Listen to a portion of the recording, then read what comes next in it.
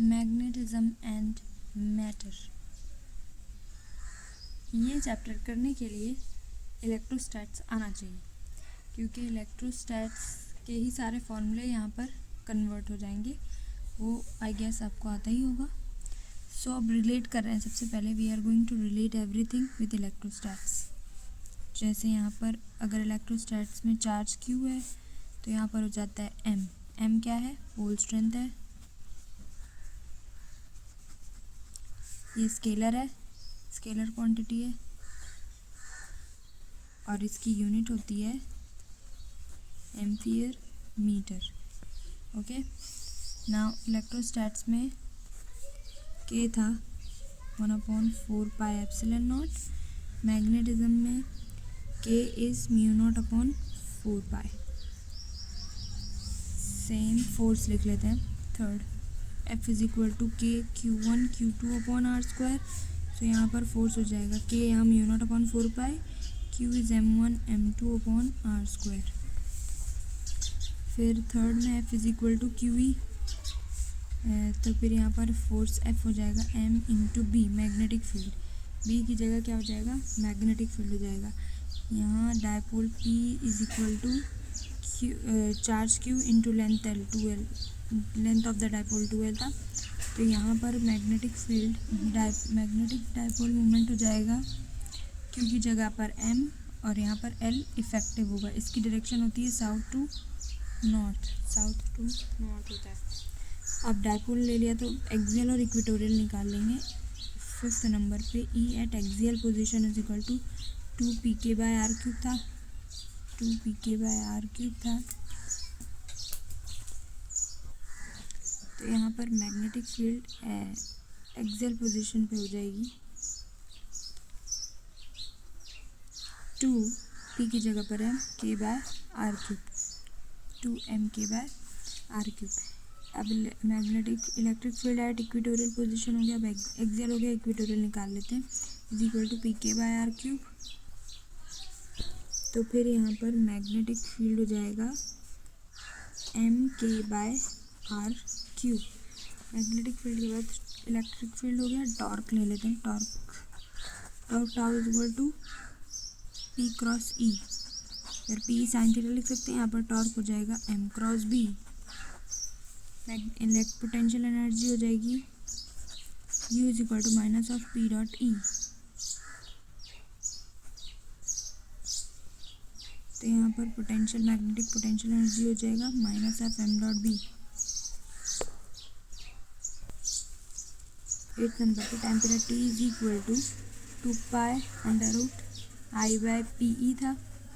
यहाँ पर टाउ हो जाएगा 2π√I/, where I is moment of inertia, I/mB।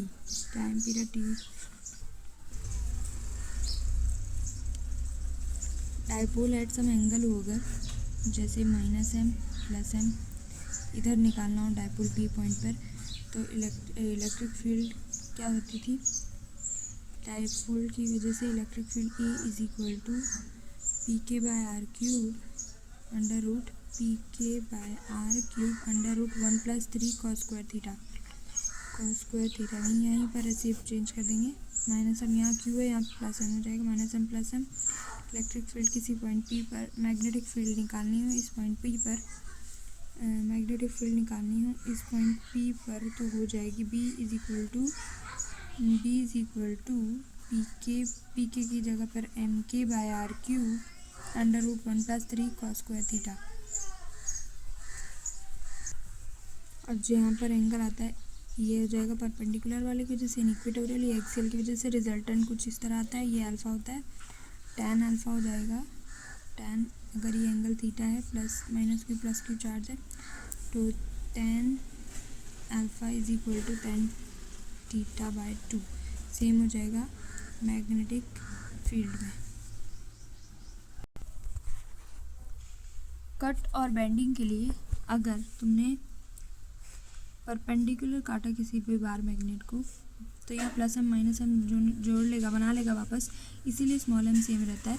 Where capital M dash जो है dipole magnetic dipole moment M by N होगा, जितना कट लगाया उतने से डिवाइड कर देना, दोनों जगह पर होगा। जैसे भी काटा अगर perpendicularly along the bar magnet, अगर इस तरह काटा तो ये जो है एम डैश क्या हो जाएगा, एम बाय एन हो जाएगा, और कैपिटल एम डैश हो जाएगा एम बाय एन, क्योंकि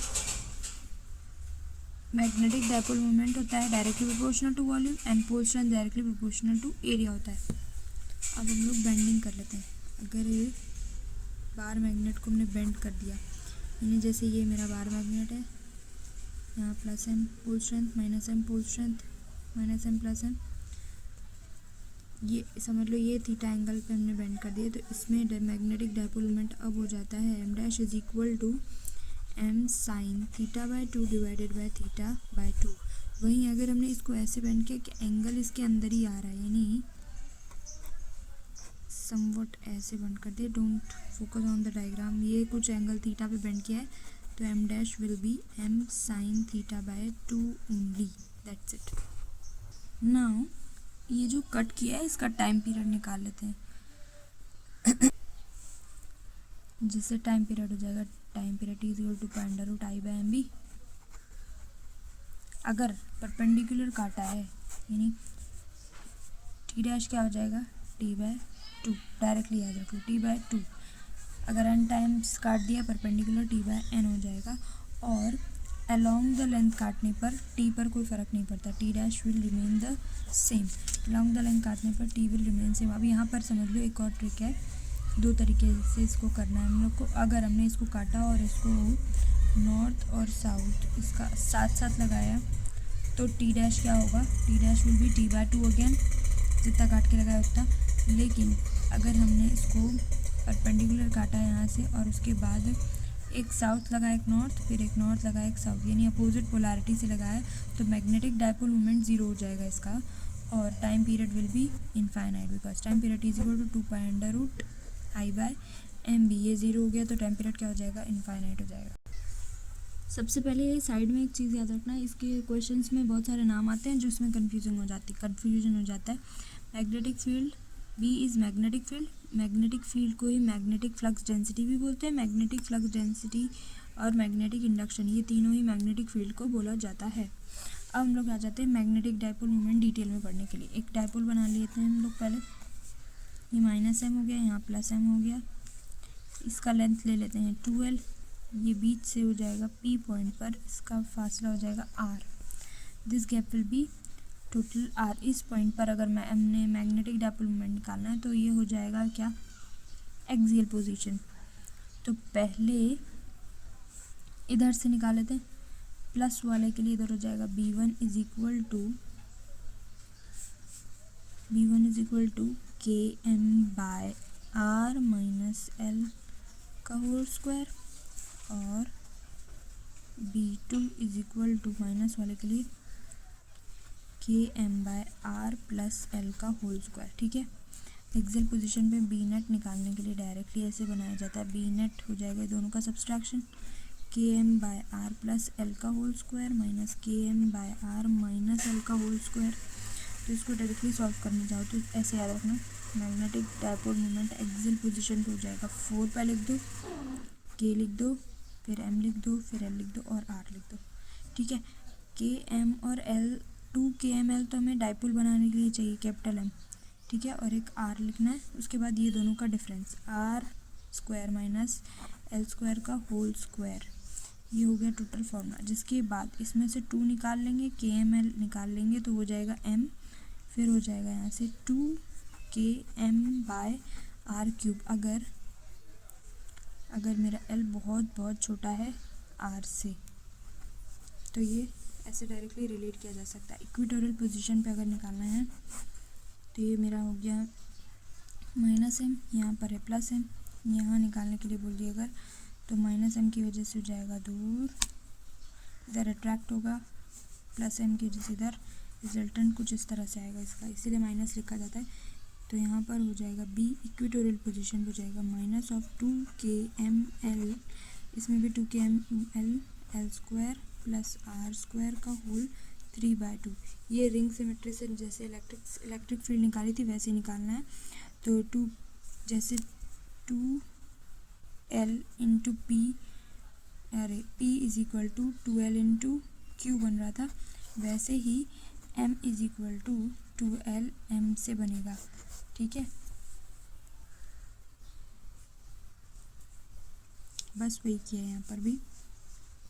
इसको रिलेट करेंगे जब यहाँ पर R बहुत बहुत बड़ा है L से, तो हो जाएगा 2 तो उसमें आ जाएगा 2L और M क्या बन जाएगा, M capital M 2KM by R cube with negative sign. एक पॉइंट ये मिस कर दिया, जैसे मेरा ये मैग्नेटिक फील्ड में एक डायपोल लटकाया हुआ है, 2 डायपोल है। अगर सेम पोलैरिटी में मैग्नेटिक फील्ड ऐसे है तो टाइम पीरियड क्या था, time period T is equal to 2π√I/mb था।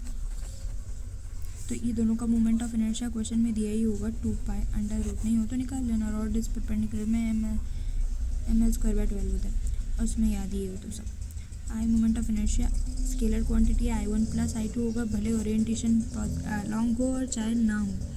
और magnetic dipole moment, magnetic field ऐसे ही लिख दो। मैग्नेटिक फील्ड को और क्या क्या बोलते हैं, मैग्नेटिक फ्लक्स डेंसिटी और मैग्नेटिक इंडक्शन भी बोला जाता है। तो मैग्नेटिक फील्ड M लिख दो। अगर सेम पोलैरिटी से लगाओ तो M1 + M2 हो जाएगा, और अगर अपोजिट पोलैरिटी से लगाओ तो सेम यहाँ पोजीशन पे जाएगा M1 - M2। कैसे लिखेंगे इसको, south north, same polarity M1 + M2 होगा। साउथ नॉर्थ साउथ है तो ये अपोजिट पोलैरिटी हो जाएगी, और इसमें हो जाएगा M1 - M2, और मोमेंट ऑफ इनर्शिया दोनों का हमेशा सम करेंगे M1 + M2। Dipole in uniform magnetic field, यहाँ से पॉजिटिव नॉर्थ यानी पॉजिटिव हो जाएगा, यहाँ से MB होगा, जैसे QE था यहाँ स्मॉल m है। ठीक है, pole strength into B, negative के लिए पीछे हो जाएगा MB। तो always F net will be the 0। Torque क्या होता है, M×B। इसको हम लिख सकते हैं MB sin थीटा, पहले M से लेके B का एंगल, यानी M×B। मैग्नेटिक फील्ड इधर है, magnetic dipole moment you angle लेंगे। ठीक है, M से B की तरफ एंगल लिया जाएगा ऑलवेज। और पोटेंशियल एनर्जी की बात करें, U is equal to -M.B which is equal to -MB cos theta. अब यहाँ थीटा अपने हिसाब से चेंज करते रहना है। 0 पे होगा तो cos 0 क्या होता है, 1 होता है। -MB स्टेबल इक्विलिब्रियम हो जाएगा। ठीक है, और मिनिमम वैल्यू है ये। और अगर 90 डिग्री पे होगा तो ये क्या हो जाएगा, 0। डायपोल मोमेंट यहाँ पर 90 डिग्री पे, cos 0 इज 0। और अगर 180 डिग्री पे होगा तो डायपोल मोमेंट क्या हो जाएगा, मैक्सिमम, क्योंकि -1 होता है तो माइनस क्या हो जाएगा, +MB के बराबर हो जाएगा। वैसे ही अलग अलग एंगल में इसको हम लोग को घुमाना आना चाहिए। टॉर्क अब नहीं लगता है, टॉर्क यहाँ पे 0 डिग्री पे हो या 180 डिग्री पे हो तो टॉर्क क्या हो जाएगा, 0 हो जाएगा। बाकी एंगल पे 90 डिग्री पे क्या होगा, टॉर्क मैक्सिमम MB के बराबर। अब अगर वर्क डन निकालना है तो work done by external agent is equal to change in potential energy, और अगर work done by conservative force होगा तो माइनस ऑफ पोटेंशियल एनर्जी हो जाएगा, चेंज इन पोटेंशियल एनर्जी हो जाएगा। ये बात बहुत याद रखनी, चाहे इलेक्ट्रोस्टैटिक हो यहाँ पर या कोई और भी फोर्स हो, ग्रेविटेशनल हो, तो यहाँ पर क्या हो जाएगा, कंजर्वेटिव फोर्स की वजह से minus of change in potential energy हो जाएगा। मैग्नेटाइजिंग फील्ड या मैग्नेटाइजिंग फील्ड इंटेंसिटी या magnetic intensity, the word intensity हो देखो इसमें मैग्नेटिक फील्ड से कंफ्यूज नहीं होना। मैग्नेटिक फील्ड को मैग्नेटिक फील्ड बोलते हैं, उसके अलावा मैग्नेटिक फील्ड को क्या बोलते हैं, flux density, magnetic flux density, और दूसरा मैग्नेटिक इंडक्शन। इंटेंसिटी अभी तक मैग्नेटिक फील्ड में यूज़ नहीं हुआ है, द टर्म इंटेंसिटी है मैग्नेटाइजिंग फील्ड है या मैग्नेटिक इंटेंसिटी है या मैग्नेटाइजिंग फील्ड इंटेंसिटी है, तो उसे H लेना है। H इज़ नथिंग बट ये वेक्टर क्वांटिटी है, इसकी यूनिट है एम्पियर पर मीटर। ये मीडियम पर डिपेंड करता है, बिकॉज इसके फॉर्मूले में H इज इक्वल टू है Bm/μ। अगर कोई और मीडियम नहीं है, सिर्फ एयर है, तो हम लोग इसको B0/μ0 भी लिख सकते हैं। मैग्नेटिक फील्ड अगर किसी सर्कल में बोला जाए तो μ0 I/2r होता है, μ0 I/2r, और इस फॉर्मूले का μ0 लिख देंगे अगर हम लोग तो ये कट जाएगा I/2r, आंसर वुड भी I/2r। तो H is equal to circle के लिए हो गया I/2r। इसी तरह से इसकी यूनिट भी समझ में आ रही है, ampere per metre. Ampere per metre. H is nothing but magnetising field. Magnetising field intensity भी बोला जाता है, मैग्नेटिक इंटेंसिटी भी बोला जाता है। H क्या है, वेक्टर है, मीडियम पर डिपेंड करता है, एम्पियर पर मीटर है। H is equal to BM/μm है। Sorry this is a big mistake here. Magnetising field intensity या magnetic intensity H is equal to लिखा जा रहा है BM magnetic field BM/μm। Circle में घूमने वाले उसके लिए BM/μm करने के बाद यहाँ से म्यू नॉट कट गया। इसका ये मतलब है कि मीडियम पर डिपेंड ही नहीं कर रहा है। ये क्या है, इंडिपेंडेंट ऑफ मीडियम। मीडियम पर डिपेंड नहीं कर रहा है। क्या मीडियम पर डिपेंड नहीं कर रहा है? मैग्नेटिक फील्ड या मैग्नेटाइजिंग फील्ड या मैग्नेटाइजिंग फील्ड इंटेंसिटी या मैग्नेटिक इंटेंसिटी इंडिपेंडेंट है मीडियम के। BM/μm भले दिख रहा है लेकिन मीडियम पर ये डिपेंड नहीं कर रहा है। ओके, इंटेंसिटी ऑफ मैग्नेटाइजेशन है induced is nothing but induce magnetic dipole moment per unit volume. Induce magnetic dipole moment per unit volume. Magnetic dipole moment आ रहा है तो समझ में आ ही रहा होगा कि इंटेंसिटी ऑफ मैग्नेटाइजेशन कुछ नहीं, वेक्टर है, निकाल लेते हैं। Magnetic dipole moment per unit volume. Magnetic dipole moment का यूनिट होता है एम्पियर मीटर स्क्वायर और यहाँ पर हो जाएगा मीटर क्यूब। स्क्वायर से ये कट गया, ये कट गया। इसकी भी यूनिट कैसी आई, एम्पियर पर मीटर। यानी इंटेंसिटी ऑफ मैग्नेटाइजेशन की यूनिट और मैग्नेटाइजिंग फील्ड या मैग्नेटाइजिंग फील्ड इंटेंसिटी या मैग्नेटिक इंटेंसिटी की दोनों की यूनिट क्या आई है, एम्पियर पर मीटर। अब वो इंटेंसिटी ऑफ मैग्नेटाइजेशन बोला हो तो आई होगा और मैग्नेटाइजिंग फील्ड इंटेंसिटी हो या मैग्नेटिक इंटेंसिटी हो तो क्या होगा, एच होगा। ये मटेरियल की प्रॉपर्टी है, मिनी प्रॉपर्टी ऑफ मटेरियल बताता है कि किस तरह मैग्नेटाइज होना चाहेगा। अब हम लोग पढ़ लेते हैं ससेप्टिबिलिटी। इसको ऐसे साइज एक्स बना के दिखाया जाता है। ससेप्टिबिलिटी स्पेलिंग पे नहीं जाना। Susceptibility is equal to I/H। इसको याद रखने के लिए याद रखना कि ससेप्टिबिलिटी एक्स इसके साथ में आएगा, पहले मैं आई यानी मैं, सबसे पहले आई आएगा उसके बाद कोई और, ठीक है, इसलिए लिख देना I/H। Susceptibility x is equal to I/H। ये है आई क्या है, इंटेंसिटी ऑफ मैग्नेटाइजेशन, और एच क्या है, मैग्नेटाइजिंग फील्ड इंटेंसिटी या मैग्नेटिक इंटेंसिटी या मैग्नेटाइजिंग फील्ड। ठीक है, ये क्या हो जाएगा, इस तरह से यहाँ पर आ जाएगा, ये डायमेंशनलेस हो जाएगा बिकॉज दोनों की यूनिट सेम है, तो ये हो गया डायमेंशनलेस हो गया। ये बताता है कि कोई चीज़ की मतलब कि प्रॉपर्टी ऑफ मीडियम पे डिपेंड करेगा ये, और किस तरह मैग्नेटाइज होना चाहती है ये इसके बारे में बताता है। और इसको अगर रिलेट करना हो परमिएबिलिटी के साथ तो म्यू आर किसी भी मीडियम का इज इक्वल टू 1+x हो जाएगा। ससेप्टिबिलिटी यानी 1+x हो जाएगा। Mu are is equal to 1+x हो जाएगा। वैर अगर किसी मीडियम के लिए लिखना हो म्यू एम को तो mu r into mu naught होता है। वैर म्यू आर की वैल्यू ये है तो म्यू एम हो जाएगा, ये पूरा एज इट इज़ लिख दो 1+x इंटू म्यू नॉट। किसी और मीडियम के लिए एक्स के साथ परमिएबिलिटी को हमने रिलेट भी कर दिया। पीछे जो पढ़ा था अभी हम लोग ने एच मैग्नेटाइजिंग फील्ड इंटेंसिटी या मैग्नेटिक इंटेंसिटी या magnetising field H is equal to इसको ऐसे याद रखा हमने, जैसे मैग्नेटिक फील्ड क्या था, म्यू0I/2r था। म्यू नॉट कट गया था, यानी म्यू नॉट कट गया था तो यहाँ पर रहा होगा, तभी तो कटेगा ना बी से। तो एच इज इक्वल टू क्या by mu naught, B by mu naught. और कोई और मीडियम में हो तो एच इज इक्वल टू उस मीडियम का magnetic field into mu M हो जाएगा। ठीक है, म्यू एम हो जाएगा। यहाँ से अगर तुम्हें परमिएबिलिटी निकालनी हो मीडियम की तो mu M is equal to BM/H करके भी निकालना है। वाइब्रेशनल मैग्नेटोमीटर निकालने के लिए इसमें कुछ करना ही नहीं। मैग्नेटोमीटर ये इंस्ट्रूमेंट है जो यूज़ किया जाता है फाइंड करने के लिए मैग्नेटिक मूवमेंट ऑफ मैग्नेट को। मैग्नेटिक वाइब्रेशनल मैग्नेटोमीटर एक वो है, ये बेस है working of the oscillation of the bar magnet पर इन द मैग्नेटिक फील्ड, यानी ये बार मैग्नेट में किस तरह ऑसिलेट कर रखने पर उसके बेसिस पर निकाला जाता है ऑसिलेशन से इसकी। ठीक है, बार मैग्नेट का मैग्नेटिक एक इंस्ट्रूमेंट है जो magnetic movement of the magnet को मेजर किया जाता है। इसको निकालने के लिए डायरेक्ट टाइम पीरियड का फॉर्मूला लगा दो। Time period equal to 2 √I/MB कर दो। दोनों जगह स्क्वायर लगा देंगे तो T square is equal to 4π² I/mb। अब m को यहाँ से सब्जेक्ट बना लो तो m is equal to 4π² I/t² into b, t²/b। बस ये ऐसे ही निकाल लेना है। इसमें भी है ना, अगर तुम्हें क्वेश्चन में आ रहा है ना तो इसको डायरेक्टली टाइम पीरियड के फॉर्मूले में ही रख लेना और उसके बाद हम निकाल लेना, बिकॉज m तो वेक्टर फॉर्म है, मैग्नेटिक डाइपोल वेक्टर है, इसको प्लस माइनस में रखना होगा, ये तो सम में हो जाएगा। तो इसलिए यहाँ से पहले रख के सॉल्व करना, उसके बाद सब्जेक्ट बना के सॉल्व कर लेना। ये क्या है, वाइब्रेशनल मैग्नेटोमीटर। I और H का ग्राफ बनाना है, ठीक है। हाईएस्टर्स कर्व भी बोला जाता है। I am not able to pronounce it correctly but I know, बस इतना याद रखना है। ये सिर्फ और सिर्फ फेरोमैग्नेटिक सब्सटेंस के लिए होता है, ठीक है, फेरोमैग्नेटिक सब्सटेंस के लिए होता है।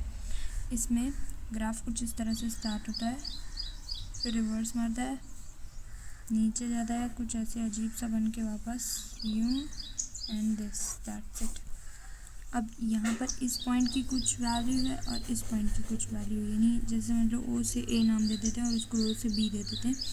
तो ओ से ए वाला क्या दिखा रहा है, रिटेंटिविटी बता रहा है, रिटेंटिविटी वैल्यू ऑफ आई। क्या है ये, वैल्यू ऑफ आई जहाँ पर एच इज़ 0 और ओ से बी इज़ कोरेसिविटी, कोरेसिविटी है ये, ओ से बी इज़ कोरेसिविटी है। ये वैल्यू ऑफ एच है जहाँ पर I is 0, value of H है वेयर आई इज़ 0। इस ग्राफ का स्लोप, ये ग्राफ ऐसे गया ऐसे गया ऐसे है, इस ग्राफ का स्लोप ससेप्टिबिलिटी को बताता है और इसका एरिया अगर लोगी, ग्राफ का स्लोप अगर ससेप्टिबिलिटी बताता है और एरिया अगर लोगी तो वो एनर्जी का लॉस बताएगा। किसी भी चीज़ का हाई कोरेसिविटी या हाई रिटेंटिविटी हो और म्यू आर दोनों में हाई हो तो वो परमानेंट मैग्नेट बनाने के लिए यूज़ किया जाता है। अगर कोई चीज़ को मैं परमानेंट मैग्नेट बनाना है तो मेरे लिए कोरेसिविटी और रिटेंटिविटी क्या होना चाहिए, हाई होना चाहिए, हार्ड आयरन बोल सकते हैं, तो परमानेंट मैग्नेट बन जाएगा। अगर लो रिटेंटिविटी हुई और लो कोरेसिविटी हुई तो ये जैसे soft iron, permanent magnet hard iron हो जाएगा, हार्ड आयरन हो जाएगा।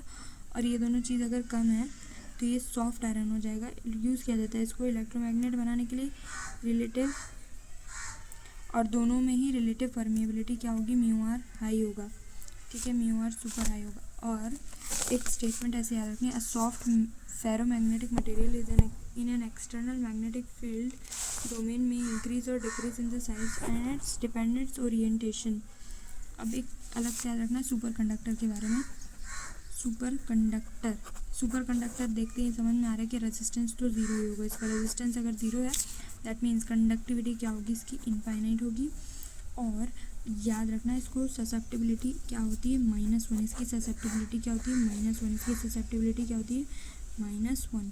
Mu are is equal to 1 + x होता है फॉर्मूले में, इसको हम लिख सकते हैं 1 - 1, तो म्यू आर क्या हो गया इसका 0, म्यू आर होता है 0, म्यू आर 0 हो गया तो म्यू एम भी क्या हो जाएगा 0 होता है। ये परफेक्ट डायामैग्नेटिक मटेरियल होता है, ये परफेक्ट डायामैग्नेटिक मटेरियल होता है। सुपर कंडक्टर की ससेप्टिबिलिटी क्या होती है, -1 होती है, म्यू आर इसका हो जाएगा -1 लिखने की वजह से 0। इसका रेजिस्टेंस क्या होता है 0 होता है, कंडक्टिविटी क्या होती है इनफाइनाइट होती है।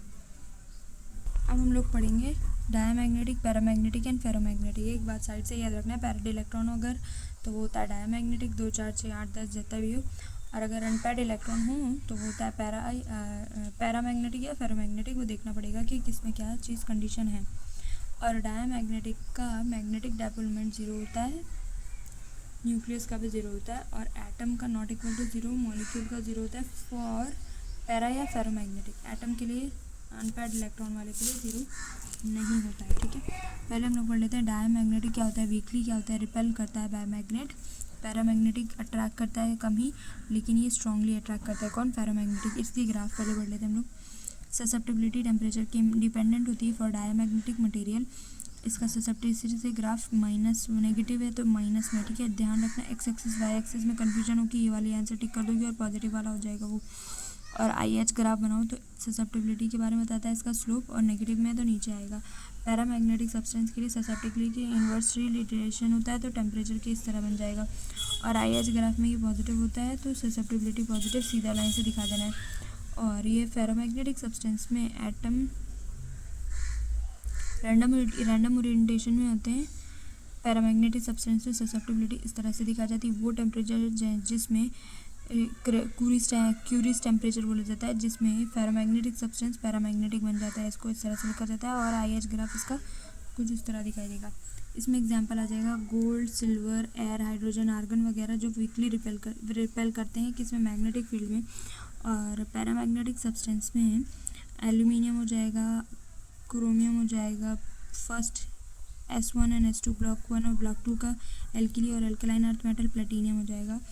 और फेरोमैग्नेटिक सब्सटेंस से आयरन हो जाएगा, अट्रैक्ट करता है निकल या स्टील वगैरह, कोबाल्ट निकल स्टील हो जाएगा, ठीक है, किसमें, फेरोमैग्नेटिक सब्सटेंस में था। वीकली मैग्नेटाइज हो जाएगा in opposite direction. External magnetic field हमने दिया, डायमैग्नेटिक इधर जाएगा, मतलब जहाँ मैग्नेटिक फील्ड है उसके अपोजिट डायरेक्शन में जाएगा। और पैरामैग्नेटिक सब्सटेंस मैग्नेटिक फील्ड की तरफ ही जाएगा, स्लोली वीकली जाएगा, और ये स्ट्रांगली एकदम तेज पैरामैग्नेटिक सब्सटेंस भाग जाएगा। In uniform magnetic field perpendicular align कर लेता है डायमैग्नेटिक फील्ड, मैग्नेटिक अपने आप को परपेंडिकुलर अलाइन कर लेता है। यूनिफॉर्म मैग्नेटिक फील्ड में ये धीरे धीरे पैरेलल हो जाता है मैग्नेटिक फील्ड के। एक्सटर्नल यूनिफॉर्म मैग्नेटिक फील्ड के अंदर इसको डाला तो फटाक से क्विकली फेरोमैग्नेटिक अपने आप को अलाइन कर लेगा। Loss their magnetism, removal of magnet, ये मैग्नेटिज्म खो देगा अपना रिमूवल ऑफ मैग्नेट से। लॉस दर मैग्नेटिज्म ये भी खो देगा, लेकिन not lose their magnetism in removal of magnet. In non uniform magnetic field, ये क्या डायमैग्नेटिक है, in non uniform magnetic field they move from stronger to weaker, weaker की तरफ जाते हैं, नहीं रिपल्शन दिखाना है, stronger to weaker, diamagnetic this आ जाएगा। और पैरामैग्नेटिक सब्सटेंस ये उसी की तरफ जाता है जिस तरफ यानी स्ट्रॉन्ग की तरफ होगा, और ये भी वैसे ही स्ट्रॉन्ग की तरफ जाएगा। Magnetic dipole moment net zero होता है डायमैग्नेटिक का, ये पैरामैग्नेटिक का not equal to zero, and किसका, पैरामैग्नेटिक का also not equal to zero. Susceptibility होती है इसकी negative, and mu are is also less than 1 यानी नेगेटिव। डायमैग्नेटिक सब्सटेंस का म्यू आर और ससेप्टिबिलिटी दोनों ही नेगेटिव होती है, और पैरामैग्नेटिक सब्सटेंस का म्यू आर और ससेप्टिबिलिटी पॉजिटिव और स्मॉल होती है, और इसका क्या होता है, लार्जर होती है, 1 से ज़्यादा बड़ी होती है पैरामैग्नेटिक सब्सटेंस के लिए। That's it, chapter is done, पूरा नीट के लिए तैयार है।